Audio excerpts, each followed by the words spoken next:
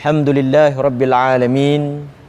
Salatu wassalamu ala ashrafil anbiya wal mursalin wa ala alihi wa sahbihi ajma'in. Amma ba'd. Pertama, kita bersyukur kepada Allah Subhanahu wa taala kerana dengan izinnya forum yang kita rancang pada malam ini dapat dijalankan dan diteruskan seperti yang direncanakan.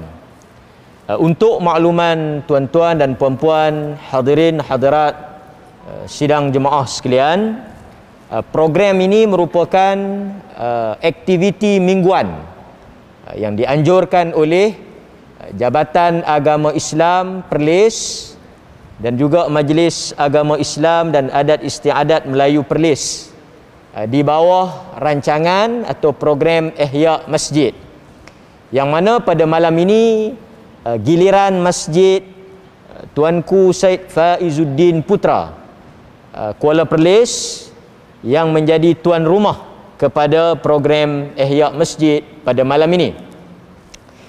Sebenarnya program Ihya Masjid ni dia berlangsung pada setiap hari Rabu, dan masjid-masjid yang terpilih itu secara mengikut giliran lah. Kebetulan kita rancang pada malam ini sampai giliran Masjid Tuanku Said Faizuddin Putra Batu Lima Kuala Perlis. Jadi mudah-mudahan tuan-tuan, forum yang akan kita langsungkan pada malam ini memberikan manfaat dan panduan kepada tuan-tuan dan puan-puan yang hadir pada malam ini, insya-Allah. Tanpa nak melengahkan masa dan membuang masa lagi, saya nak memperkenalkan dahulu, walaupun sudah terkenal. Di sebelah kiri saya, Al-Fadhil Dr. Muhammad Rozaimi Ramli, Rektor QUIPS, yang tuan-tuan saya ingat sudah mengenali beliau, yang sekarang bermukim atau menetap di Perlis dan merupakan anak karya Guang Syed Alwi. Okey? Jadi Perlis kita lah. Di sebelah doktor tidak lain dan tidak bukan saudara Zamri Vinod bin Kalimutu. Betul? Beliau merupakan CEO kepada NGO di bawah MAIPS, One Center Malaysia, yang memfokuskan kepada dakwah non-Muslim. Jadi kedua-dua tokoh ini kita undang khas pada malam ini untuk membicarakan satu tajuk yang telah diwar-warkan terlebih dahulu, iaitu mempertahankan Islam suatu kewajipan. Jadi tajuk ini sangat relevan, apatah lagi dengan isu-isu yang timbul sejak dua menjak ini, yang tuan-tuan semua mungkin telah dengar apa yang berlaku di Perlis tentang heboh isu anak-anak mu'alaf yang sekarang ini menjadi kes di mahkamah.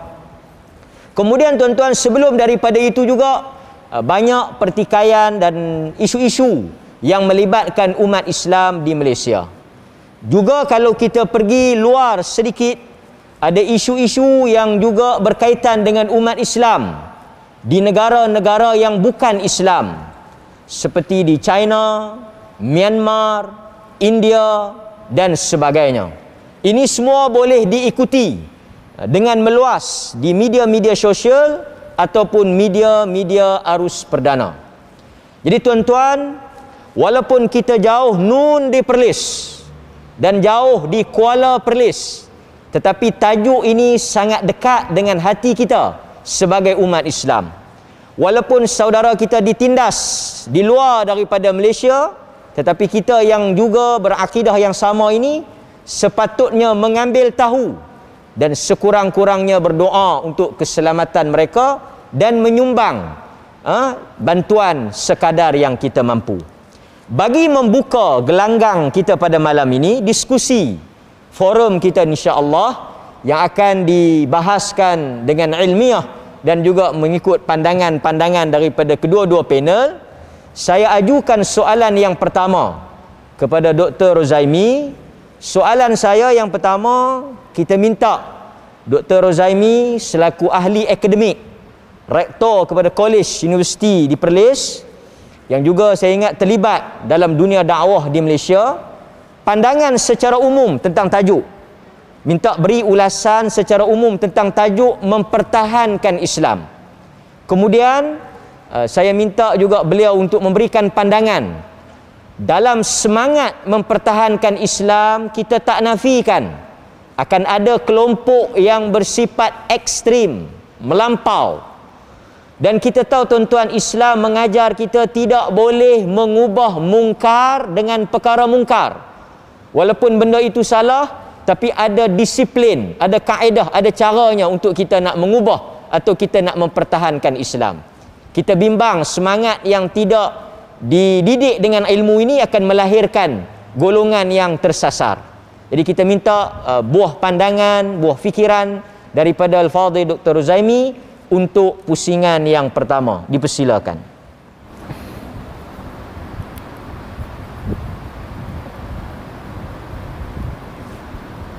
Tes. Tak ada.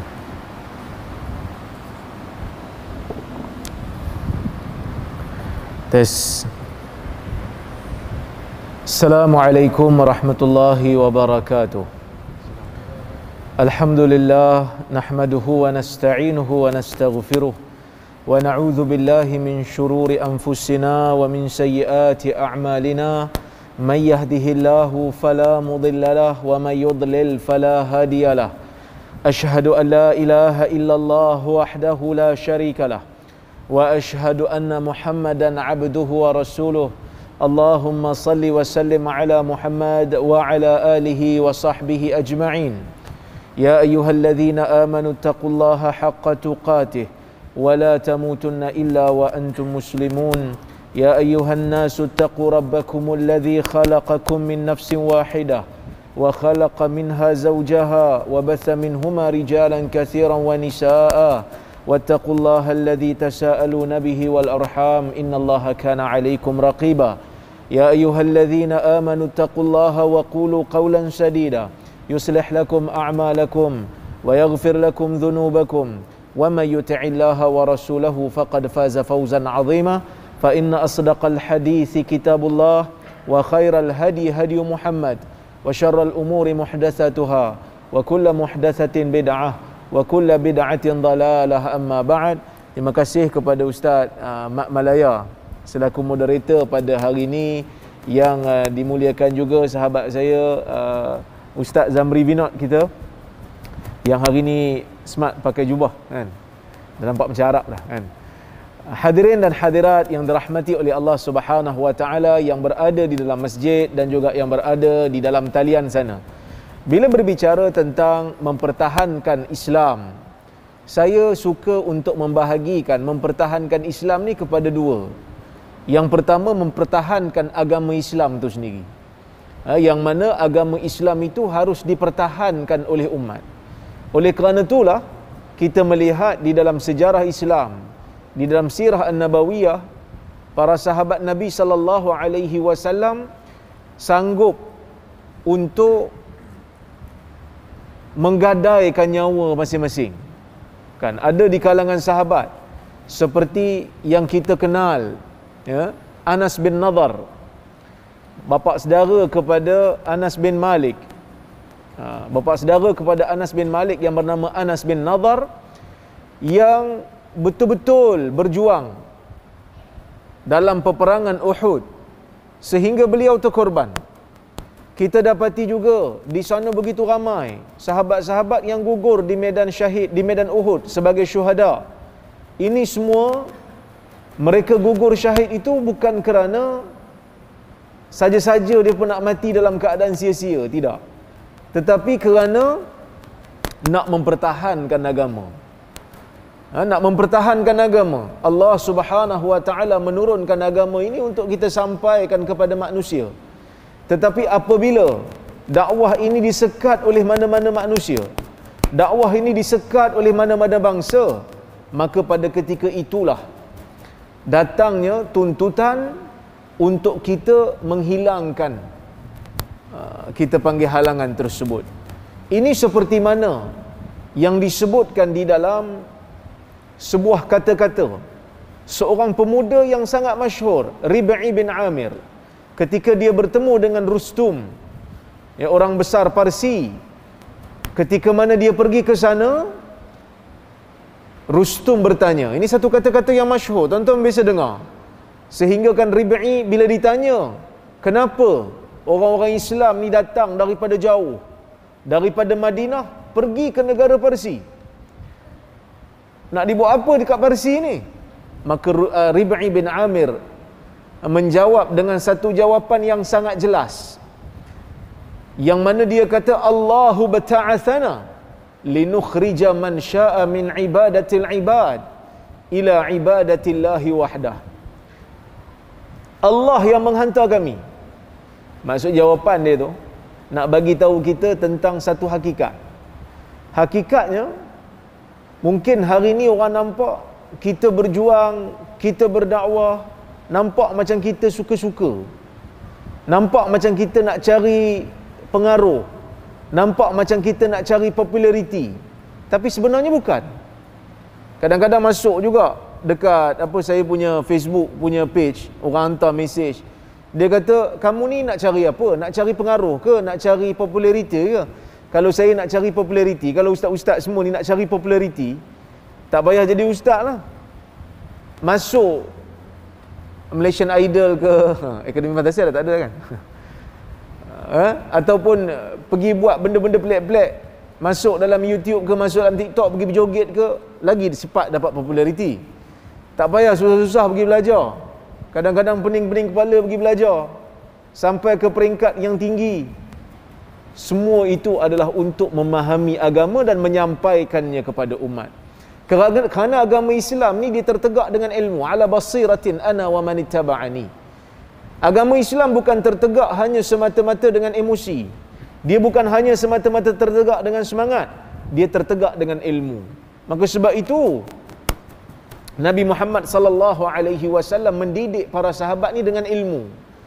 Kita jarang dengar lah, ataupun kita kata dalam hadis Nabi sallallahu alaihi wasallam tu sendiri pun menyebut dalam sebuah hadis yang sangat jelas, laisal mu'min bita'an walal la'an. Orang mukmin tu bukan ta'an, dia bukan pencela. Walal la'an, dia bukannya orang yang suka melaknat. Walal fahish, bukan orang yang bercakap dengan perkataan yang buruk. Walal badhi, bukan bercakap dengan perkataan yang kasar. Sebaliknya Nabi sallallahu alaihi wasallam menunjukkan akhlak dan menunjukkan ilmu yang sangat berguna. Jadi bila kita nak mempertahankan agama, kata Rib'i bin Amir, Allahu bata'athana, Allah yang menghantar kami untuk kami keluarkan manusia daripada menyembah hamba kepada menyembah Allah semata-mata. Jadi itu tanggungjawab kita. Kalau kita tengok ada orang buat benda yang syirik, ada orang buat benda yang menyanggahi apa yang Allah Ta'ala suruh, Allah meletakkan kita Allah Ta'ala meletakkan kita di satu situasi yang seperti mana kata Nabi, man ra'a minkum munkaran falyughayyirhu bi yadihi fa in lam yastati' fa bi lisanihi fa in lam yastati' fa bi qalbihi. Allah meletakkan kita di satu situasi seperti mana Nabi SAW bersabda, bila kamu tengok kemungkaran berlaku, hendaklah kamu cegahnya. Bila kita tengok orang melakukan kekufuran, bila tengok orang melakukan syirik, bila tengok orang melakukan maksiat, kita kena pergi tegur. Bukan kerana kita dengki kat dia, tetapi kerana itu tanggungjawab kita untuk menjaga keaslian agama. Ya. Siapa yang mampu, pergi cegah dengan kuasa yang dia ada. Tak mampu, pergi cegah dengan lidah dia. Gunakan kekuatan lidah, gunakan kekuatan lisan. Tak mampu, gunakan jiwa untuk membenci. Maksudnya, tanggungjawab untuk menegakkan agama ini merupakan satu tuntutan. Dan seperti mana kata Al-Imam Syatibi, agama ini ditegakkan min janibil wujud wa min janibil adam. Agama ini ditegakkan ataupun dibela daripada segi wujud dan daripada segi adam, daripada segi tak wujud. Macam mana tu? Maksudnya mewujudkan apa saja yang boleh menunjukkan dan memantapkan agama. Itu min janibil wujud. Sebab itu disyariatkan salat berjamaah, disyariatkan azan. Syiar-syiar ini kita hidupkan supaya syiar ini nampak Kekuatan Islam tu nampak bagi dalam sesebuah negara Islam. Wa min janibil adam, dan kita kata apa? Membela agama ni juga perlu dari sudut memadam perkara yang boleh menghilangkan agama.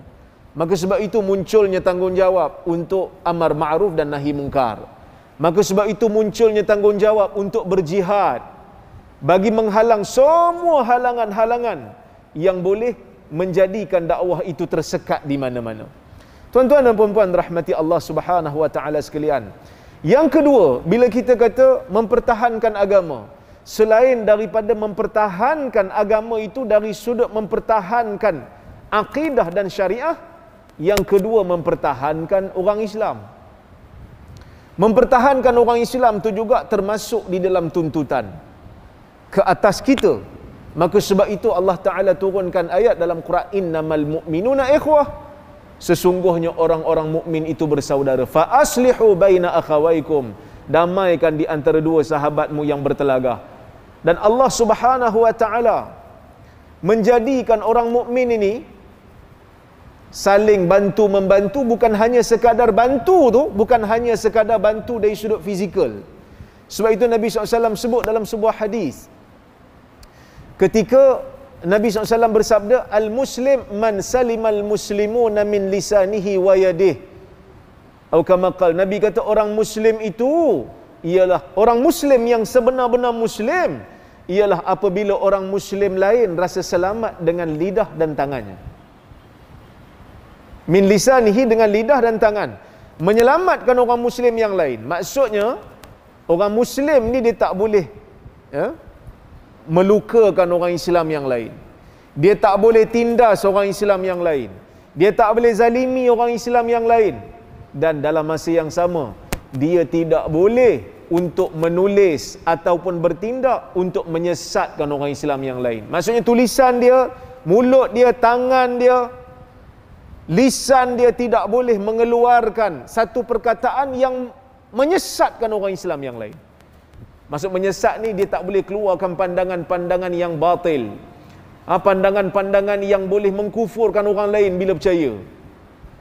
Kan? Maka sebab itu bila munculnya golongan-golongan agamawan yang duk sebab khurafat, asatizah lawan. Bukan kerana kita ada kepentingan apa, kita kena maki lagi adalah. Tapi kita pegang pada prinsip, tak boleh seorang Muslim yang nak jadi Muslim betul-betul mengeluarkan pandangan, menyandarkannya pada agama, sedangkan benda itu bukan daripada agama. Ini satu tanggungjawab.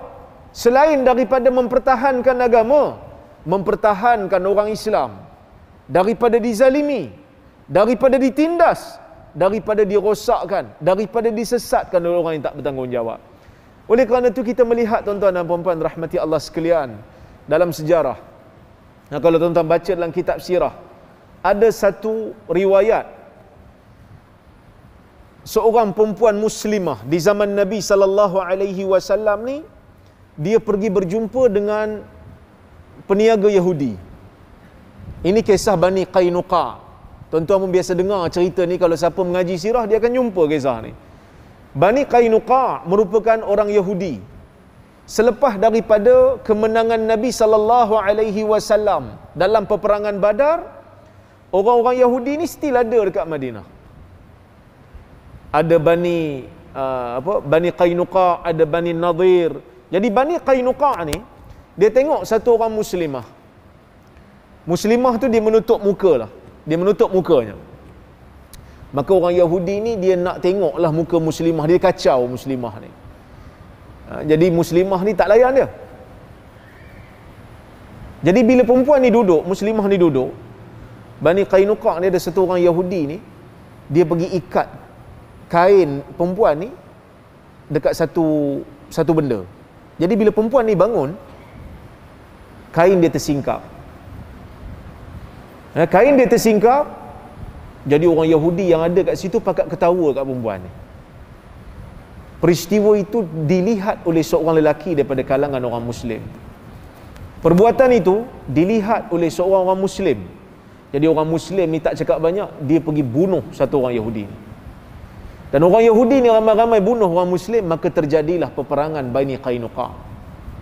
Sehingga Bani Qainuqa ni dihalau oleh Nabi SAW daripada perkampungan mereka. Tapi saya nak bagi tahu apa dia? Nak bagi tahu bagaimana bersemangatnya orang Islam di zaman dahulu dari sudut nak menjaga maruah dan martabat orang Muslim yang lain. Dan tuan-tuan biasa dengar perkataan wa mu'tasimah, kan, satu orang perempuan yang dizalimi di dalam kerajaan Rom dan dia menyeru Khalifah Mu'tasim, wa mu'tasimah, wahai Mu'tasim, aduhai Mu'tasim. Mu'tasim bela perempuan ni. Jadi kita hari ni bila berbalik pada isu yang kita sedang hadapi hari ini, kita melihat ada 3 orang anak muda yang baik Islamnya, yang kalau ikut hukum Islam tu kira dah balik dah, kan? Dua daripada 3 tu dah balik. Yang lelaki tu, yang kecil tu saya tak pasti. Tapi mereka ini Muslim yang baik. Dikatakan kepada saya tak pernah jumpa mereka ni, tapi dikatakan kepada saya mereka ni ada beberapa surah Waqiah mereka hafal. Dan kita sayang kepada mereka sebagai seorang Muslim, sayang kepada saudaranya yang lain. Dan kita tak boleh nak tahan kemarahan kita apabila komentar daripada orang yang bukan Islam yang melakukan provokasi, seolah-olah kita memaksa orang untuk masuk Islam. Sedangkan benda tu tak betul. Ini menyedihkan kita. Kerana kita bukan hanya dituntut untuk mempertahankan agama, tetapi juga kita dituntut untuk mempertahankan agama dan juga mempertahankan orang Islam. Jadi bila kita tengok ada statement-statement yang konon nak memurtadkan semula budak ni, pengislaman dia tidak sahih, kita melihat ada ahli-ahli politik Muslim yang seolah-olah senada dengan mereka. Mungkin ada juga yang kata, alah dah cuba nak buat macam mana, undang-undang dah macam tu. Kita boleh usaha untuk tukar undang-undang ni, kan? Kita boleh usaha untuk tukar perlembagaan ni.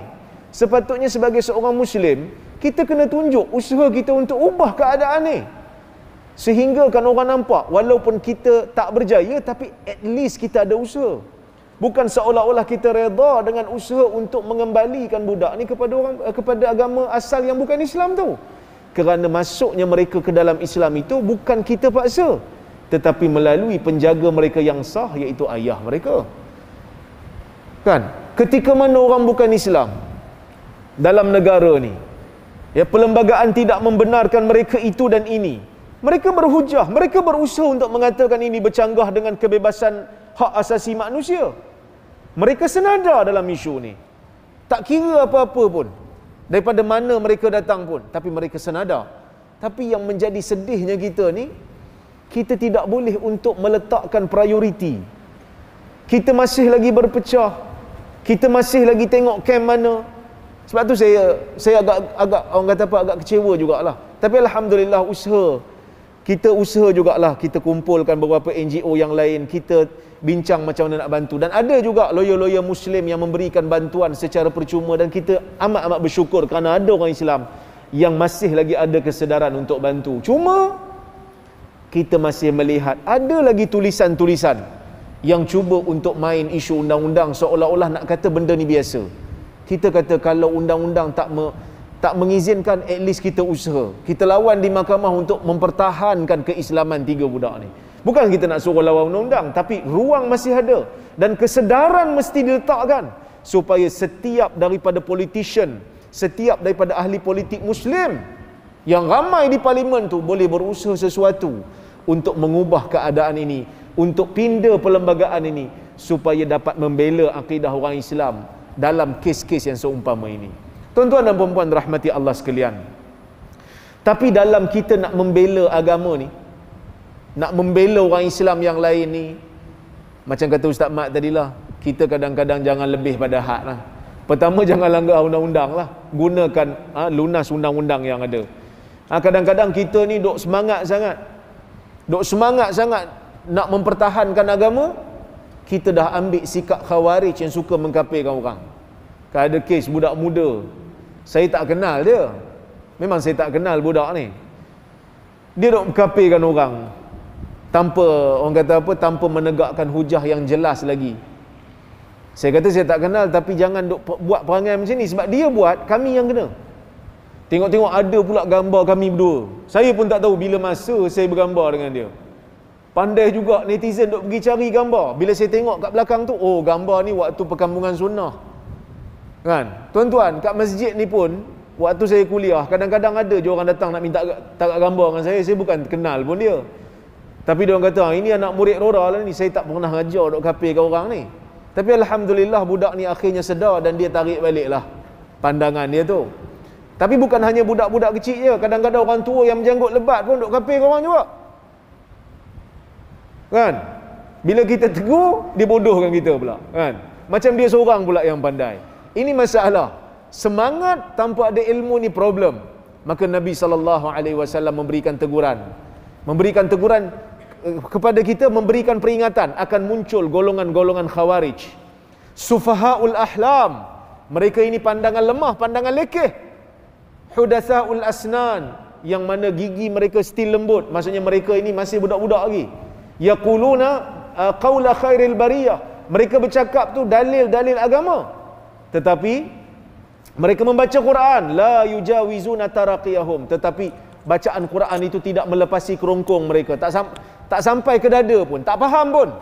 Golongan ini Nabi SAW kata, yamruquna minad din kama yamruqus sahmu minar ramiyah. Mereka keluar daripada agama seperti mana anak panah menembusi sasaran.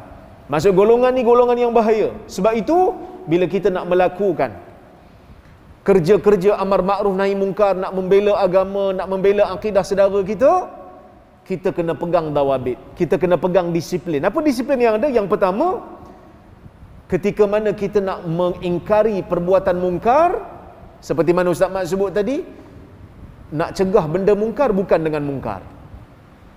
Nak cegah benda mungkar tak boleh dengan mungkar.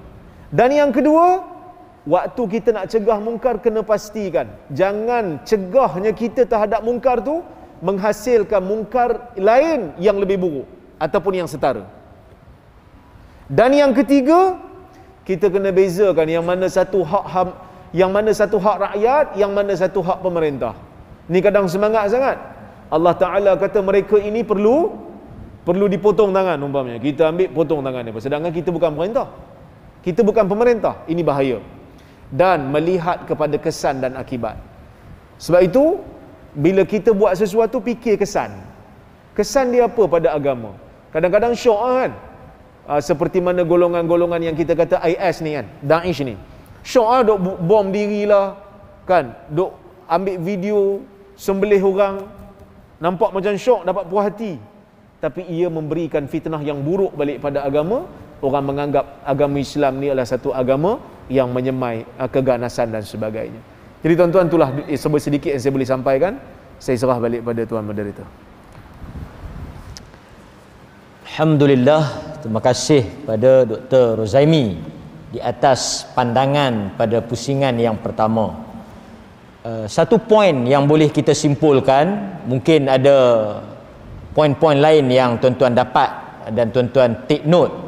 Tapi bagi saya yang menarik yang disebut oleh Dr. Rozaimi tadi, mempertahankan Islam bukan sahaja daripada serangan ataupun daripada tomahan orang bukan Islam yang agresif, tetapi mempertahankan Islam juga daripada penyelewengan umat Islam sendiri. Sebab itu kalau kita tengok ada hadis yang Nabi SAW menyatakan bahawa ahli-ahli ilmu seperti Dr. Rozaimi dan rakan-rakannya akan bangkit untuk menafikan penyelewengan orang-orang jahil, pendustaan orang-orang yang batil, dan juga takwilan orang-orang yang melampau. Jadi ada dua di situ. Bukan sahaja dengan orang bukan Islam, tapi juga mungkin orang Islam yang tersasar. Cuma saya nak pertahankan juga sikitlah Dr. Rozaimi ni, isu gambar. Gambar ni tak boleh membuktikan apa-apa. Itu sebab itu tuan-tuan, kadang-kadang tuan-tuan pergi mana-mana tempat, ada orang minta bergambar dengan tuan-tuan kan. Kalau yang laki mungkin ada perempuan pergi bergambar, tak bolehlah jadi bukti kata tuan-tuan ada hubungan dengan wanita tersebut kan? Tidak akan jadi masalah. Tambah macam orang yang glamour macam Dr. Rozaimi ni, banyak yang nak bergambar. Orang yang jual buku, kan? Peminat dia apa semua nak bergambar. Tak tahu ada yang pencuri ke bergambar, adakah itu juga? Jadi saya ingat ini fitnah yang besar. Jadi jelas kepada kita dalam isu ini. Kemudian kita nak balik kepada Saudara Zamri. Saudara Zamri kita malam ni. Saudara Zamri ni banyak terlibat dengan kontroversi.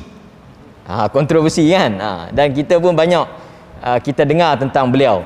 Cuma kadang-kadang mungkin pandangan daripada Saudara Zamri, kalau orang Islam bercakap atau orang Islam bersuara, dia nampak buruk, nampak macam provokasi, nampak macam agresif. Tapi kalau bukan Islam bersuara atau orang bukan Islam bersatu memperjuangkan hak, yang tu okey pula. Mungkin Saudara Zamri boleh bagi pandangan pada kata-kata atau penyataan yang seumpama ini. Dan juga mungkin boleh tambah sikit pengalaman ke apa, saya berikan ruang kepada Saudara Zamri dalam pusingan yang pertama ini, dipersilakan. Alhamdulillah.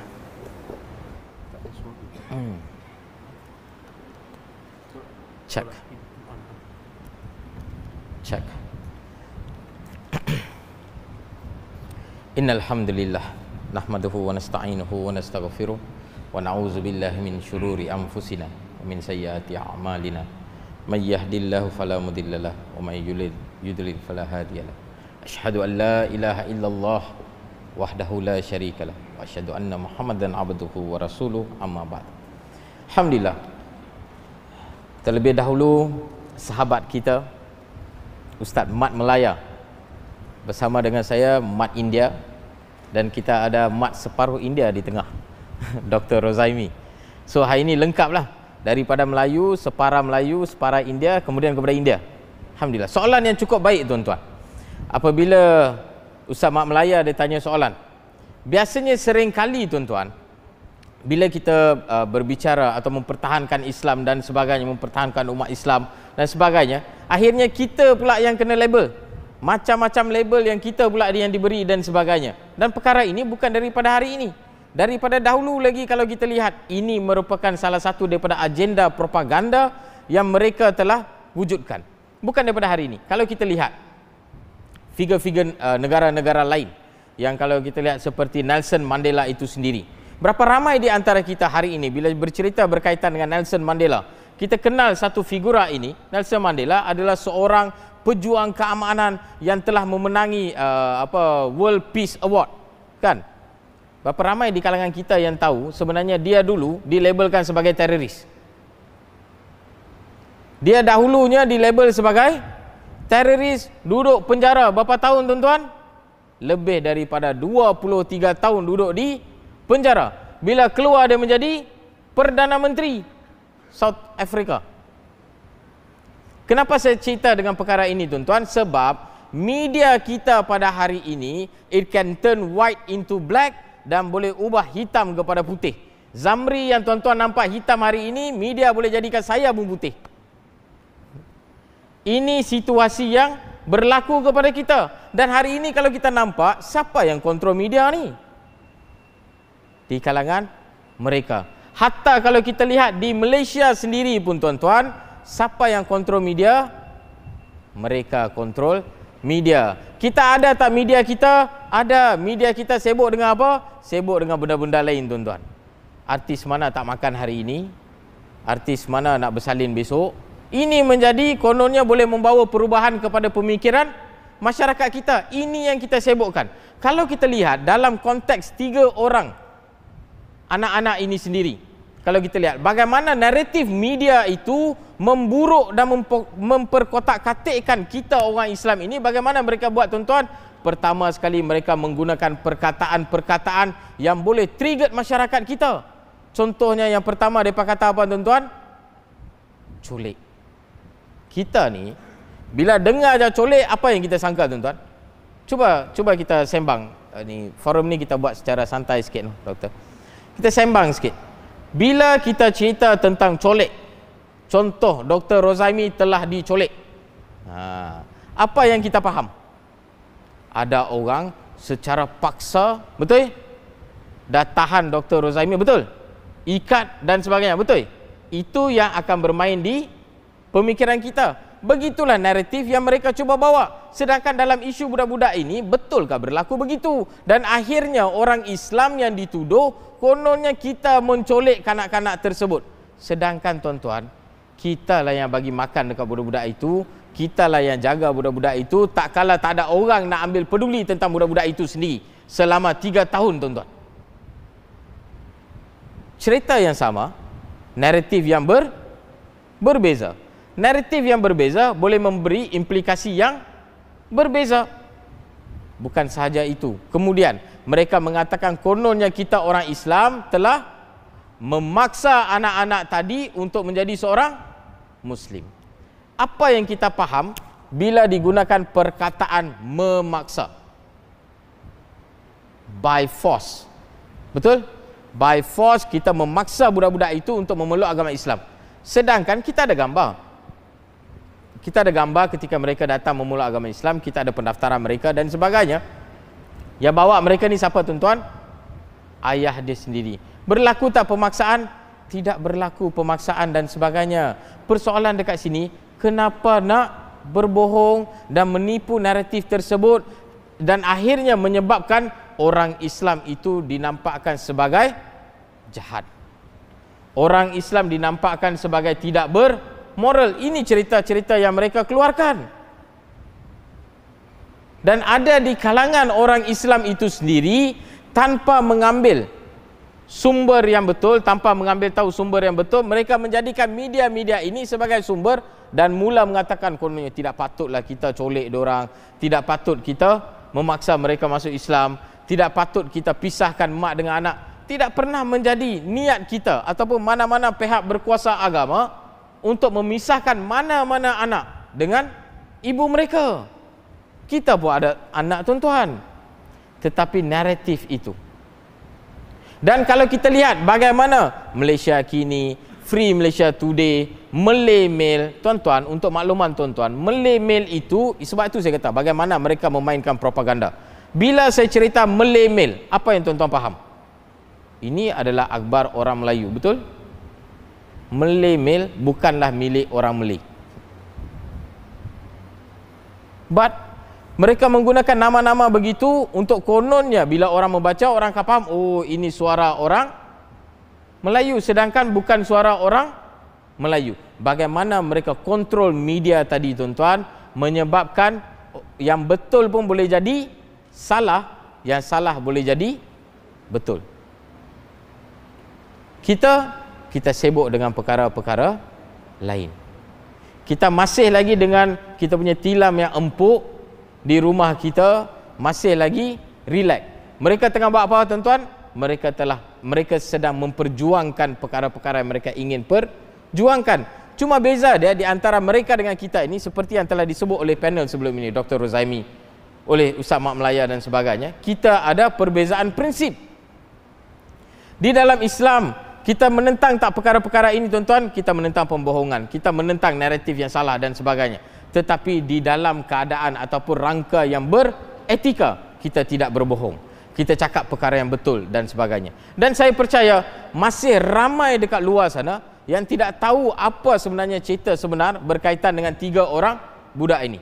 Saya ambil sedikit masa untuk ceritakan secara pendek. Tuan-tuan, sebenarnya isu ini bukannya bapa dia, bukannya selepas masuk Islam baru bergaduh dengan mak dia dan sebagainya. Tidak. Mereka telah pun ada masalah ke keluarga daripada awal. Bila dah ada, mak dia telah pun menghilangkan diri bagi tempoh yang lama. Bapa dia betul, kita tidak nafikan bapa dia ada masalah dan sebagainya, sekarang duduk di penjara, ada masalah berkaitan dengan dadah dan sebagainya. Bila bapa dia ada masalah, anak-anak ni dengan bapa dia, mungkin bapa dia tak tahu apa nak buat, bagaimana nak jaga budak-budak ini dan sebagainya. Mungkin terlintas dia nak bawa budak-budak ini untuk memeluk agama Islam dengan persetujuan mereka sendiri. Jadi mereka 3 orang datang memeluk agama Islam di Perlis. Hasil daripada dakwah salah seorang pendakwah di negeri Penang. Telah dakwah dia dan dia pun setuju untuk memeluk agama Islam, dia datang untuk memeluk agama Islam dan kemudian budak-budak ini diserahkan di pusat tahfiz ataupun madrasah. Diserahkan di madrasah. Kemudian dekat middle of the story baru datangnya Ustazah Nazirah. Ketika mereka ada di Sungai Petani, dia datang melawat, kesian dengan budak-budak ini dan sebagainya. Waktu itu bapa dia telah pun masuk penjara. So dia pergi melawat budak-budak ini, dia pergi tengok, dan dia tak ada transport disebabkan dia susah nak pergi melawat dan sebagainya. Dia bawa budak-budak ini pergi tinggal di Penang, berikan pendidikan, bagi makan minum, jaga mereka elok dan sebagainya. Lepas tu budak anak dia antara 3 orang yang laki kecil itu, biasalah anak mana tak sayang dekat mak. Anak tadi dia minta dekat mak dia, dia minta dekat Ustazah Nazirah tadi, kalau boleh cari mana mak dia. Ustazah Nazirah buat apa? Dia try untuk cari. Lepas tu dia jumpa melalui Facebook.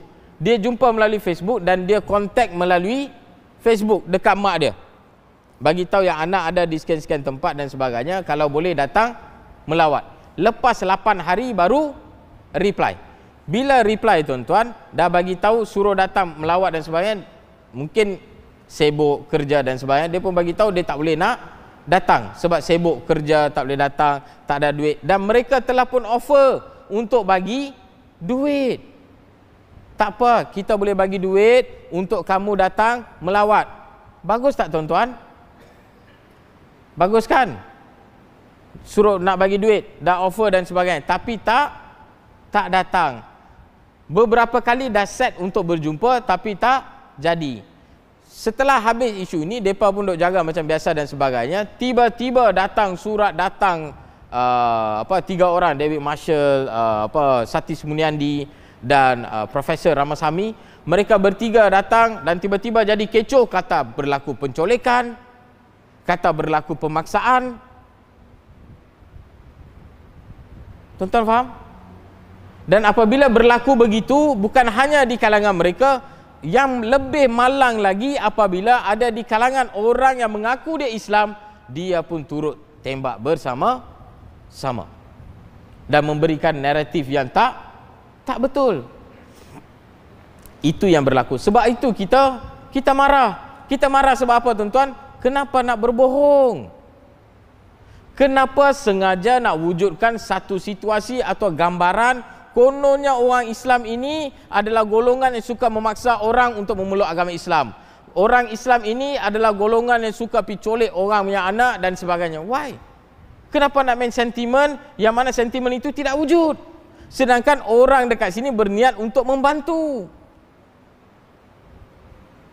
Dan anak-anak itu tuan-tuan, jelas mereka pun mahukan Islam. Kalau kita nampak daripada cerita-cerita mereka sendiri, dan kemudian mereka kata kononnya mereka buat seolah-olah macam kita tak mau bagi mereka ambil budak-budak itu. Sebenarnya tidak. Anak-anak ini ketika mereka datang ke balai nak ambil budak-budak ini, anak-anak ini yang mereka protes dekat mak dia, marah dekat mak dia, gaduh dengan mak dia, kata kenapa nak bawa masalah, kenapa nak jadikan benda ni masalah, dan mereka yang tak mau ikut. Bila mereka tak mau ikut, dengan persetujuan mak dia yang minta supaya mereka dimasukkan di JKM. Siapa minta tuan-tuan? Mak dia minta. Kemudian bila hantar di JKM mana? Di JKM Kedah. Mereka tak maulah hantar dekat JKM Perlis, boleh jadi mereka risau ke apa, tak apalah. Mereka hantar pergi JKM Kedah. Besok mak dia nak pergi melawat, mak dia tak boleh melawat. Mereka tulis naratif dekat surat khabar, bagi tahu apa? Kita di Perlis tak bagi melawat. Pasal apa nak buat cerita begini? Ada kena mengena dengan kita ke tuan-tuan? Tak ada. Kononnya pihak berkuasa agama negeri Perlis tak mau bagi maknya melawat. Konon kita nak pisah. Mana ada? Dah tak ada kena mengena dengan kita. Bila kita pun tanya dekat JKM pasal apa tak bagi dia melawat, dia kata bukan kita tak mau bagi melawat, memang itu prosedur sekarang. Covid case tengah tinggi, bukan mak dia saja, siapa pun tak boleh melawat. Bukan hanya di JKM, di sekolah-sekolah asrama pun mak bapak tak boleh pergi melawat. Pasal apa nak buat cerita tipu macam ni? Tuan-tuan faham tak? Ini naratif surat khabar. Ini naratif Malaysia kini, ini naratif daripada Free Malaysia Today. Jahat tak tuan-tuan? Jahat. Pasal apa nak buat cerita jahat? Okey, dalam mak dia, lepas tu mak dia dapat melawat. Bila mak dia dapat melawat, kita bukannya ajar apa pun tuan-tuan, budak-budak tuan-tuan. Bila mereka dah kenal dengan agama, bila mereka kenal dengan agama Islam, mereka cintakan kepada agama Islam, apa yang mereka buat? Mereka dakwah mak dia pula. Budak laki itu bagi tahu dekat mak dia, pergi dekat satu bookstore di Sungai Petani, pergi dapatkan buku sekian-sekian. Nescaya kalau mak baca, mungkin akan suka dengan Islam.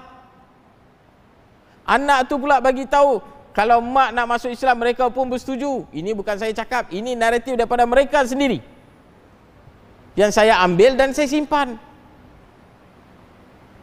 Itu menunjukkan teguh tak tuan-tuan budak-budak ini dengan Islam? Teguh tak pendirian mereka dengan Islam? Teguh. Mereka mahukan Islam. Apabila mereka sendiri mahukan Islam, menjadi kewajipan kita orang Islam untuk mempertahankan akidah mereka tuan-tuan. Kita perlu mempertahankan akidah sesiapa sahaja selagi mana mereka mahukan kepada Islam. Ini menjadi kewajipan kita. Dan adakah hanya dalam isu ini sahaja mereka membawa naratif sedemikian? Tidak. Daripada awal lagi tuan-tuan, inilah cerita-cerita yang sering kali dibawa. Benda yang sama juga berlaku kepada Zakir Naik. Tuan-tuan, Zakir Naik bagi ceramah, ada kacau mereka ke? Sampai ke tahap kami panggil Zakir Naik untuk bagi khutbah Jumaat. Mereka pula protes. Elok, dia bukan bagi khutbah di tokong mana? Dia nak bagi khutbah di mana? Di dalam masjid. Kepada siapa? Orang Islam. Yang mereka protes pasal apa? Sebab mereka zahirkan kebencian mereka terhadap Islam tuan-tuan. Apakah kita menentang mereka sebab mereka bukan Islam? Tidak. Kita bukan menentang mereka disebabkan mereka bukan Islam. Tidak. Kita menentang mereka sebab apa tuan-tuan? Kita menentang mereka sebab apabila kalau kamu bawa cerita naratif yang tak betul, jika kamu zahirkan kebencian kamu terhadap Islam, itu yang kita tentang. Apakah kita tentang semua orang bukan Islam? Tidak. Kita tentang dengan orang-orang begini tuan-tuan, yang menzahirkan kebencian mereka terhadap Islam. Inilah orang-orang yang kita tentang. Termasuk juga perkara ini berlaku tak dekat saya tuan-tuan? Berlaku dekat saya. Ada orang, tuan-tuan, ada orang buat video. Kita tak kacau mereka. Ada orang buat video, dia bagi tahu di dalam Kaabah ada Shiva Lingam. Siapa buat? Mereka buat. Dia kata apa? Dalam Kaabah ada Shiva Lingam. Ada kena-mengena dengan dia ke? Dalam Kaabah ada apa? Engkau peduli apa? Tak ada kena-mengena dengan dia. Dia buat video, tak pernah pergi, mereka tak pernah pergi. Dia kata dalam Kaabah ada Shiva Lingam, kita buat video, kita reply perkara tersebut, dan bila kita cerita dari sudut akademik, bila dia kata dalam Kaabah ada Shiva Lingam, perlu tak kita tahu apa dia makna Shiva Lingam? Mestilah kena tahu kan, apa dia Shiva Lingam tu. Kita pun cerita, tiba-tiba mereka kata kita pula hina agama dia. Siapa cari pasal dulu? Sepatutnya mereka buat apa? Sepatutnya mereka ajar, mereka didik orang dia sendiri, bagi tahu jangan bawa naratif palsu. Jangan buat cerita palsu. Macam mana kamu tahu? Kenapa pandai-pandai buat cerita? Kamu pernahkah pergi? Kamu tak pernah pergi. Kenapa pandai-pandai kamu buat cerita? Kononnya dalam Kaabah ada Shiva Lingam. Apa yang mereka cuba sampaikan? Dia cuba sampaikan bagi tahu kita orang Islam, kita sembah Tuhan dia. Elok. Ini cerita yang mereka cuba bawa. Saya tuan-tuan buat ceramah di Kelantan. Bayangkan di Kelantan saya buat ceramah dalam masjid. Yang audiens dia siapa tuan-tuan? Orang Islam lah kan. Di Kelantan, di dalam masjid, buat ceramah, dan orang tanya saya bagaimana saya boleh memeluk agama Islam. Saya ceritakan pengalaman saya memeluk agama Islam, apa yang saya rasa logik dan tak logik menyebabkan saya boleh memeluk agama Islam. Dan dalam itu saya cerita, dalam agama Hindu mereka percaya ada Tuhan 330 juta Tuhan. Jadi kecoh tuan-tuan. Ni saya cerita dekat siapa? Bukan saya pergi dekat mana-mana punya kuil, bukan saya pergi tembak mereka, tak ada. Saya cerita pengalaman hidup. kita jadi Islam di Malaysia, nak cerita pengalaman hidup kita pun tak boleh tuan-tuan. Akhirnya kita yang kena, kita pula kena tuduh. Kononnya kita hina agama mereka. Kalau ada satu orang bukan Islam datang kepada kita dan dia bagi tahu dekat kita, orang Islam dia sembah satu Tuhan, siapa kat sini akan rasa terhina? Tak ada siapalah. Betul tak dia kata? Betul lah, kita orang Islam, kita sembah Tuhan yang Esa, Tuhan yang tunggal. Betul tak? Betul kan? Pasal apa kita nak rasa terhina dan sebagainya? Pasal apa? Tiba-tiba mungkin dia pun terkejut. Betul ke ada banyak begitu? Saya tak tahu. Tapi kenapa dia nak bawa naratif kononnya kita nak hina agama dia dan sebagainya? Sebab apa tuan-tuan? Sebab mereka tak mau kita cerita perkara yang benar. Mereka tak mau kebenaran itu sampai dan sebagainya. Jadi tuan-tuan, sebagai pengakhiran sesi kita yang pertama ini, saya nak bagi tahu, sebagai orang Islam, kita selagi mana orang itu dia mahu kepada Islam, kita perlu pertahankan keislaman mereka. Yang kedua, apabila ada orang buat naratif palsu, apabila ada orang buat cerita tak betul, apabila ada orang buat cerita tipu dan sebagainya, kita sebagai orang Islam, kita bertanggungjawab tak untuk membetulkan naratif tersebut? Kita bertanggungjawab. So di kalangan kita semua, kita sama-sama perlu membetulkan perkara tersebut agar semua orang faham apa cerita sebenar dia. Dan dalam kita buat benda itu, akan ada tak orang akan tembak kita macam-macam? Akan ada tak orang bagi tahu, oh dia buat begitu, begini dan sebagainya. Ini bukan daripada zaman sekarang tuan-tuan. Daripada zaman Rasulullah SAW sendiri, Rasulullah juga turut difitnah dengan pelbagai onar. Kononnya nak wujudkan perpecahan lah, nak buat itulah, nak buat itu, inilah, gila dan sebagainya. Rasulullah pun kena. Apatah lagi kita tuan-tuan. So di dalam kita berjuang tuan-tuan, label ini adalah satu perkara yang biasa. Tetapi kita kena buat apa tuan-tuan? Selagi mana kita tahu kita tengah memperjuangkan benda yang benar, benda yang hak, benda yang betul, kita kena jalan terus. Sekian, wabillahi taufiq wal hidayah. Assalamualaikum warahmatullahi wabarakatuh. Alhamdulillah, bersyukur kepada Allah Subhanahu wa taala di atas perkongsian daripada saudara Zamri dari sudut pengalaman beliau, apa yang beliau lalui agak panjang lebar, dan juga beberapa cerita daripada sumber yang beliau dapat berkaitan dengan isu-isu yang kita semua sedia maklum. Itu pandangan peribadi dan juga cerita yang beliau kemukakan kepada kita pada malam ini. Jadi tuan-tuan, bagi meneruskan forum kita pada malam ini, pusingan akhir kepada Al-Fadhil Dr. Ruzaimi. Kadang-kadang tuan-tuan, di antara kita umat Islam ni ada perbezaan pandangan dan pendapat, pahaman politik dan juga pandangan-pandangan yang berbeza. Itu biasa. Kadang-kadang kita tak boleh bezakan di mana kita perlu bersatu dan di mana kita perlu berbeza. Saya tertarik juga apabila Dr. Ruzaimi dikritik kerana berforum pada malam itu dengan seorang tokoh ilmuwan juga di Malaysia, yang pada asalnya saya dijadualkan juga menjadi moderator. Tapi alhamdulillah lah saya tak pergi. Jadi yang ada Dr. Ruzaimi, Saudara Zamri dan tokoh ilmuwan tersebut kena hentam juga, walaupun untuk menjelaskan tentang akidah. Saya ingat kita bekerja samalah dalam benda yang kita sepakat.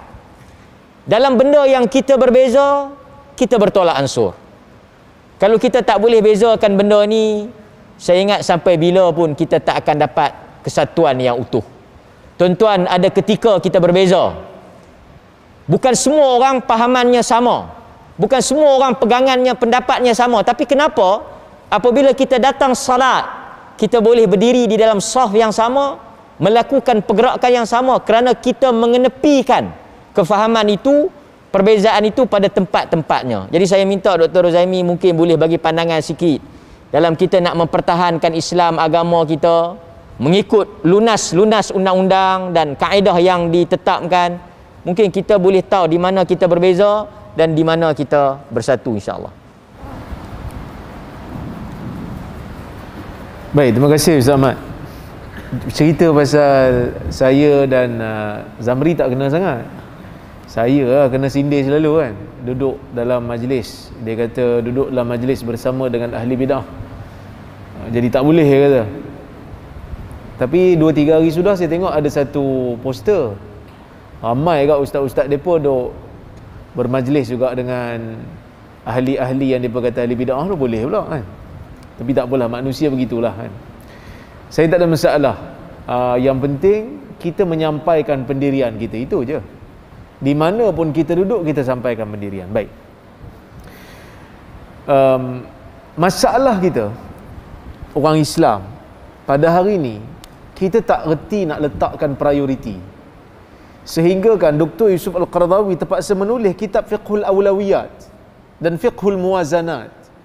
Fiqh Awlawiyat ni meletakkan kepentingan, meletakkan yang mana lebih penting sebelum yang penting dan kurang penting. Saya jadi sedih ni sebab bila isu ni timbul, Datuk Mufti dok call saya lah. Dia kata, Syekh, esok pagi free tak? Mari datang sarapan di rumah. Dia nak ada lawyer nak datang nak bagi penjelasan. Sebab isu ni memang saya pun tak sempat nak baca. Tapi saya diamkan diri lah. Saya tak kecam, saya tak apa. Saya terus ambil pendirian, kena pergi dengar. Bila pergi dengar tu, saya nampak betul lah. Mana ada perleh kata, mana ada perleh pergi colik budak-budak tu. Cuma bapak budak tu masuk Islam diperleh. Jadi perleh lah yang terpalit lah dalam isu ni. Dan bagi saya lah, perleh kena bangga lah kerana terpaksa menjadi tempat untuk dibicarakan benda ni. Sebab dia masuk Islam dia boleh, kalau dibicarakan lah. Jadi saya dengar penjelasan, memang tak ada pun unsur penculikan berlaku. Tak ada. Tak ada unsur paksaan pun berlaku. Tak ada. Jadi bila kita dengar penjelasan tu, saya rasa puas hati. Kerana apa? Yang pertama sekali, bila timbul apa saja isu yang melibatkan orang Islam dan orang bukan Islam, pertama sekali, sebelum kita nak buat pendirian, kita faham dulu. Kena faham isu. Bukan hanya baca daripada satu media, tetapi kena dengar dulu daripada pelbagai sumber. Kalau boleh jumpa dengan orang pemilik asal sebenar cerita, kena pergi jumpa. Sebab kalau tuan-tuan tengok ulama-ulama yang menulis tentang sirah, bahkan Imam Bukhari sendiri pun dia ada dalam Sahih Bukhari tu ada satu dipanggil Kitabul Maghazi. Kitabul Maghazi ni bab ataupun fasal yang berkaitan dengan peperangan Nabi sallallahu alaihi wasallam. Imam Bukhari ni di antara metod dia, kalau ada riwayat yang bercerita tentang sesuatu kisah datang daripada syahidul iyan. Apa syahidul iyan ya? Dalam bahasa Melayu ni, orang yang menyaksikan dan terlibat dalam isu tu, Imam Bukhari akan ambil kalau dia mencukupi syarat. Sahibul qissah adra min ghairihi. Ini dalam ilmu hadis. Dalam ilmu sirah, sahibul qissah, pemilik kisah, lebih tahu tentang isu tu. Jadi bila saya ambil pendirian yang macam tu lah, sebab isu ni ada kaitan dengan perlis, saya pergi jumpa, dengar cerita betul-betul apa yang sebenarnya berlaku. Jadi kita ambil pendirian. Barulah kita ambil pendirian setelah kita mendengar cerita. Yang menjadi masalahnya, sebahagian orang Islam ni, pertama, tak reti letak prioriti. Bila saya tulis, saya kata dalam isu ni saya bersama dengan Datuk Mufti, kan? Sebab saya dengan Datuk Mufti agak lama juga. Kami bersama dalam dakwah ni lama. Dia banyak bagi ruang pada saya di tempat yang dia boleh bagi ruang. Dia bagi peluang kat saya untuk ke depan, kan? Dan dia letak dia pun mencadangkan nama saya sehingga dapat jadi rektor KUIP ni, walaupun saya sebenarnya tak percaya juga ni. Aku ni rektor ke bukan? Besarlah tanggungjawab tu. 3 tahun juga saya fikir. 3 tahun jugalah dia tanya. Tapi alhamdulillah, moga Allah Ta'ala mudahkan urusan saya sampailah ke sini. Cuma Bila saya letak kat situ, saya kata saya bersama, kita solidariti. Ada komen di bawah tu. Dua jenis komen. Komen yang pertama, menyelamatkan akidah daripada Wahabi ke?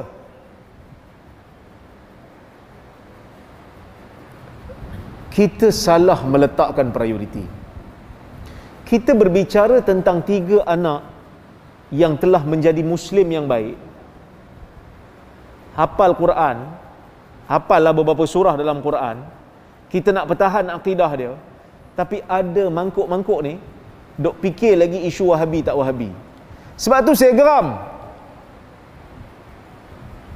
Kita salah letak prioriti. Waktu kita nak bertempur, bukanlah bertempur maksud berperang. Waktu kita nak bertempur idea dengan orang bukan Islam, fitnah mereka begitu dahsyat. Kononnya Perlis pergi halang budak ni daripada jumpa mak budak ni. Tiba-tiba ada orang Islam sangka buruk dengan kita. Tak boleh tengok mana satu kufur, mana satu Muslim.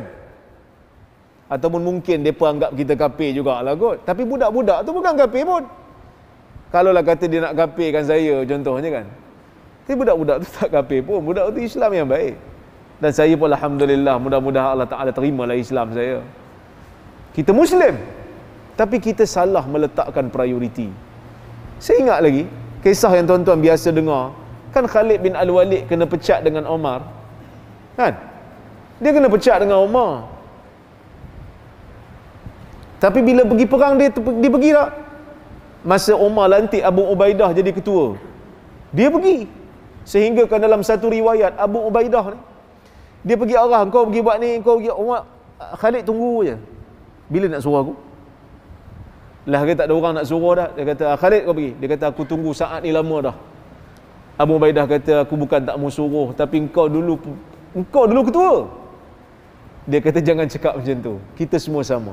Meletakkan prioriti. Kerana Khalid dia sedar, dia berjuang bukan untuk Omar, dia berjuang untuk Tuhan Omar. Kan? Dia berjuang untuk Tuhan Omar. Jadi kita ni pun sama, kena letak prioriti. Kena beza mana satu isu ranting, mana satu isu pokok. Isu pokok hari ni, kita sedang berhadapan dengan tentangan orang bukan Islam yang menceritakan kisah ini dengan naratif yang tak betul. Tapi sebab dia nampak Perlis yang lead, oh kita tak boleh sokong Perlis lah, dia fikir. Kalau sokong Perlis maka sokong Wahabi. Sanggup mendiamkan diri daripada sokong Wahabi. Punya teruk. Saya tak kata semua, tapi ada. Kecenderungan tu ada. Tu yang pertama. Yang kedua, sebahagian daripada penyokong politik ni pun sama juga. Kadang-kadang kesetiaan dia kepada parti politik yang bukan Islam ni lebih dahsyat daripada kesetiaan dia pada orang Islam. Saya jarang cakap benda ni. Perbezaan kita dalam politik tu perbezaan ijtihad. Tapi mempertahankan akidah budak-budak ni, usaha, sokong, solidariti bersama budak ni adalah satu benda mempertahankan akidah. Bukanlah akidah umat Islam secara keseluruhan, tapi maruah Islam tu. Dan budak ni nanti apa jadi? Sebahagian daripada ahli politik cuba untuk mewajarkan, tak apa, sedangkan benda ni adalah fitnah yang melampau terhadap negeri boleh. Dan ketika orang lain dah diam, dia masih menulis. Suruh taat kepada undang-undang, seolah-olah macam kita nak lawan undang-undang. Kita tak lawan undang-undang. Bila mak dia tuntut supaya anak dia balik, kita serah balik. Tak ada pula kita pergi kurung, sorok pergi mana-mana, bawa lari pergi siam ke mana, tak ada, kita bagi. Dan kita berfikir macam mana nak jadikan mak dia lunak kepada agama Islam. Dengan cara yang lembut, dengan cara yang lunak, bukan dengan cara kekerasan. Itu cara orang Islam yang diajar di Perlis. Tapi ada orang-orang politik sebahagiannya ni yang cuba untuk menangguk di air yang keruh. Kan? Kononnya sebab yang bising tu puak dia, satu coalition dengan dia, satu pakatan dengan dia, maka dia sokong sampai ke sudah. Langsung tak ada sangka baik kepada orang Islam yang berada di Perlis ni. Kan? Kita boleh berbeza. Tapi sebelum kita nak berbeza tu, sebelum kita nak menentang, sebelum kita nak menuduh, sebelum kita nak buat apa pendirian, at least tanyalah dulu. Apa cerita? Tanya apa cerita ni? Betul ke korang nak pisahkan? Tuan-tuan dan puan-puan rahmati Allah sekalian, fatwa perleh keluar. Saya masa tu dah jadi AJK fatwa dah. Saya dah jadi AJK fatwa dah masa tu. Kita buat fatwa, negeri perleh buat fatwa hadanah, hak penjagaan anak tidak semata-mata melihat kepada agama. Perleh keluar fatwa. Tetapi melihat kepada syafaqah, melihat kepada kasih sayang. Yang mana yang lebih memberikan kasih sayang pada anak, kita bagi. Dan dalam masa yang sama, anak perlu diberikan ruang untuk diajar agama kepada dia. Tu fatwa boleh. Kalau fatwa negeri lain mungkin dia kata mesti bagi kepada yang Islam. Tapi perleh begitu terbuka dalam masalah ni.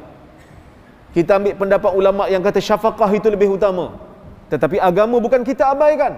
Agama kita berikan hak. Budak ni mesti tahu, mesti didedahkan dengan pengajaran agama Islam, dengan pendidikan agama Islam. Begitu terbukanya kita. Tapi sampai satu keadaan kita dituduh jumud, kita dituduh orang kata menculik, kita dituduh memisahkan ibu dan anak. Ni kerja siapa ni? Mereka yang bukan Islam ni, yang terlibat dalam isu ni, bukan semua yang terlibat dalam isu ni, seia sekata, daripada DAP pun komen, daripada MIC pun komen, senada. Tapi kita orang Islam tak senada. Kita tak senada, kan? Ruang bersangka baik itu seolah-olah telah tertutup, kan? Telah tertutup pada saudara Islam kita. Ini yang kita kadang-kadang kita sedih. Kita kena kembali melihat yang mana satu usul, yang mana satu isu asas yang kita tak boleh berbeza pendapat, yang mana satu isu ranting. Ada yang menggunakan alasan undang-undang. Undang-undang tu tak ada masalah, kita follow. Tapi kita usaha. Sebab yang menjadi ahli politik Muslim dekat parlimen tu awak. Kalau awak tak bersedia nak berubah, nak pindah, maka sampai bila-bila kita tak boleh pindah. Sebab nak pindah perlembagaan bukan senang, memerlukan bilangan yang tidak sedikit, kan? Jadi sebab itu saya kata, dua benda ni tuan-tuan, dua jenis manusia ni akan menyebabkan orang Islam ni berterusan jadi lemah. Sebab itu Abul Wafa Ibn Aqil, dia ada menyebutkan satu perkataan yang bagi saya kita kena fikir. Dia kata, saya bacakan kalam dia, dia kata, idza aradta an ta'lama mahallal Islam min ahli zaman wala tanzur ila zihamihim ila abwabil jawami' wala ila dajijihim fil mawqif bilabbaik walakin unzur ila muwata'atihim a'da al-Islam. Ini satu perkataan yang keras sikit, tapi sebagai pengajaran kita, supaya kita beringat. Dia kata, kalau kamu nak tahu kedudukan Islam daripada di dalam jiwa orang-orang Islam setiap zaman ataupun di zaman dia, kamu jangan tengok. Dia ni cerita di zaman dia ni. Ni ulama silam ni. Dia hidup tahun ke, saya tak ingat, tapi ribuan tahun jugalah. Kalau tak ratusan tahun, ribuan tahun sebelum kita, saya tak ingat. Cuma dia kata, kalau kamu nak tahu kedudukan Islam pada jiwa orang di zaman ini, dia kata, kamu jangan tengok berpusu-pusunya mereka ke masjid. Jangan tengok setakat itu. Kamu jangan tengok pada jeritan-jeritan mereka waktu mereka buat haji, labbaik, labbaik. Tetapi kamu tengoklah bagaimana mereka ini berpakat dengan musuh-musuh Islam. Maksudnya, kalau setakat pergi semayang, kalau setakat pergi buat haji, tapi jiwa dok setia pada bukan Islam, 100% kepada bukan Islam, problem tuan-tuan. Jangan kata diri sayang ke Islam.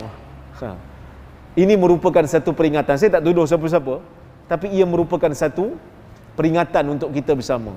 Kita ada tanggungjawab, kan? Kalau kita tak boleh nak ubah pun, undang-undang kata tak boleh, at least kita kena usaha bercakap supaya orang lain sedar dan perubahan boleh dibuat lepas pada ni. Kerana undang-undang manusia ni anytime boleh berubah, kan? Seperti mana yang orang bukan Islam dok buat lah.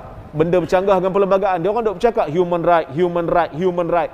Kita juga kena bercakap Islam right, Islam right. Hak Islam yang sepatutnya diberikan dalam undang-undang kita ni. Jadi tuan-tuan, itulah yang sepatutnya kita lakukan. Wallahu taala alam bisawab. Alhamdulillah, jelas apa yang disebut oleh Dr. Zaimi tadi. Cuma menariknya, Perlis ni memang dia agak biasalah kontroversi, sensasi dan sebagainya. Tapi ada satu benda yang semua orang menerima Perlis. Dan semua orang terbuka dengan Perlis. Apabila mari tajuk harum manis. Dia tak ada harum manis ni Wahabi ke apa ke, semua orang makan lah kan. Dan Perlis ni terbuka. Kalau kita tengok rektor orang Perak, banyak juga penceramah-penceramah, pensyarah-pensyarah kan, tokoh-tokoh luar datang daripada negeri-negeri lain duduk di Perlis kan. Keterbukaan Perlis ni insya-Allah dapat memberikan rahmat pada semua. Jadi nak meringkaskan forum pada malam ini, saya nak bagi ruang yang terhad lah, kerana tadi Bro Zamri dah ambil masa pusingan yang kedua. Jadi dalam tempoh 5 minit saya bagi, kerana kita masih lagi dalam SOP. Saya diingatkan oleh pihak penganjur kita tak boleh lama kerana keadaan yang tidak mengizinkan. Jadi dalam tempoh 5 minit mungkin Saudara Zamri yang ada pengalaman banyak berhubung dengan non-Muslim, dakwah dan sebagainya, mungkin boleh bagi panduan kepada kita yang hadir dalam menghadapi atau mendepani dalam kita mengajak orang bukan Islam kepada Islam yang bersifat rahmat ni. Jadi dalam tempoh 5 minit insya-Allah boleh bagi kesimpulan akhir kepada forum kita pada malam ini. Alhamdulillah. Satu soalan yang cukup baik, tuan-tuan yang dimuliakan oleh Allah Subhanahu Wa Taala, pada hadirin dan hadirat. Di samping kita melakukan ibadat kepada diri kita dan sebagainya, ada satu tanggungjawab yang telah pun diberikan kepada kita. Kalau kita lihat di dalam Quran, di dalam surah Ali Imran ayat ke-110, Allah Subhanahu Wa Taala berfirman, kuntum khairum ummatin ukhrijat lin-nas ta'muruna bil ma'ruf wa tanhauna 'anil munkar wa tu'minuna billah. Kita ni tuan-tuan telah pun dijadikan umat yang terbaik. Dan di antara sebab mengapa kita dijadikan umat yang terbaik, bersama-sama dengan umat yang terbaik itu ada satu tanggungjawab yang perlu kita laksanakan bersama. Iaitu apa dia tuan-tuan? Mengajak manusia kepada kebaikan dan mencegah manusia daripada kemungkaran. Apabila kita bercerita tentang kebaikan, apakah kebaikan yang paling tinggi tuan-tuan? Iaitu mengesakan Allah Subhanahu Wa Taala. Dan apakah kemungkaran yang paling teruk? Mensyirikkan Allah Subhanahu Wa Taala. Atas dasar itu tuan-tuan, despite daripada semua perkara-perkara ini dan sebagainya, telah menjadi tanggungjawab kita. Ada tak di kalangan orang bukan Islam yang kita tidak bersetuju dengan mereka? Ada. Ada tak di kalangan orang bukan Islam yang turut bagus juga dengan kita? Ada. Despite daripada semua perkara ini, kita sebagai umat Islam, kita tetap perlu melaksanakan dakwah kepada mereka, iaitu ajak mereka kepada Islam. Sebab apa kita nak ajak mereka kepada Islam tuan-tuan? Sebab kita nak banyakkan number orang-orang Islam ke? Sebab kita nak banyakkan kita punya apa orang panggil, we want to make our number bigger? Tidak.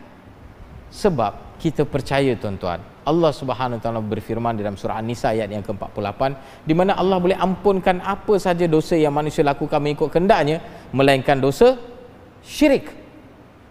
Dan kita tahu jika ada satu orang yang meninggal dalam keadaan mensyirikkan Allah Subhanahu Wa Taala, tempat mereka adalah di neraka selama-lamanya.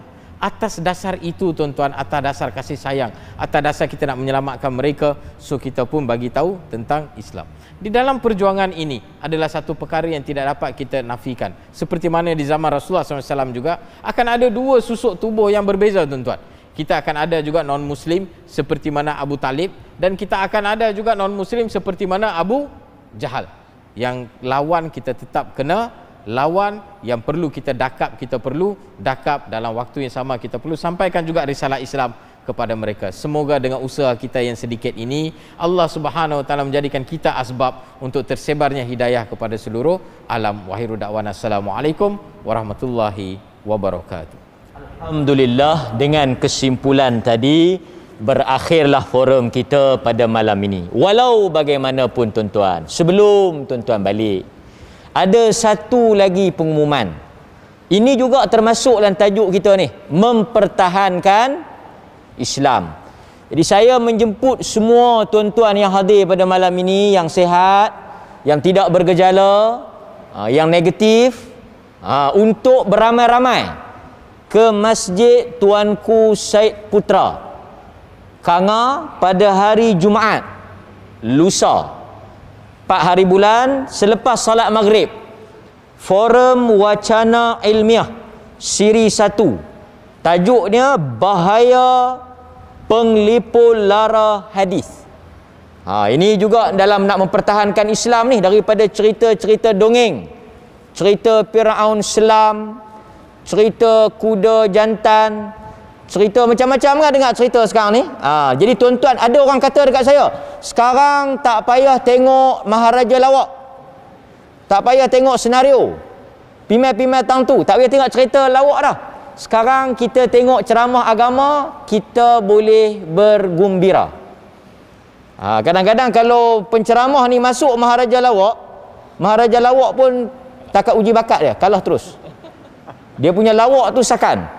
Jadi saya jemput semua tuan-tuan malam Jumaat insya-Allah bersama dengan mufti kita dan juga Dr. Rozaimi dan moderator Ustaz Ahmad Al-Qarni. Ini juga tajuk menarik ni, Bahaya Penglipur Lara, Wa'as ataupun Qusas. Jadi saya sudahi forum kita. Saya mohon maaf jika ada terkasar bahasa, tersilap kata. Pandangan-pandangan yang diberikan oleh panel tadi adalah pandangan-pandangan peribadi berdasarkan kepada buah fikiran mereka, pengalaman mereka, kajian mereka dan apa yang mereka hadapi. Dan mudah-mudahan tuan-tuan mengambil yang baik sebagai teladan, yang buruk sebagai sempadan. Kepada Allah jua kita memohon hidayah dan keselamatan akhirnya. Astaghfirullahalazim. Assalamualaikum warahmatullahi wabarakatuh. Terima kasih pada pihak masjid yang menjadi penganjur pada malam ini. Terima kasih, dan saya serah balik kepada masjid. Mungkin kita akan salat isyak berjamaah dan kita bersurai. Terima kasih.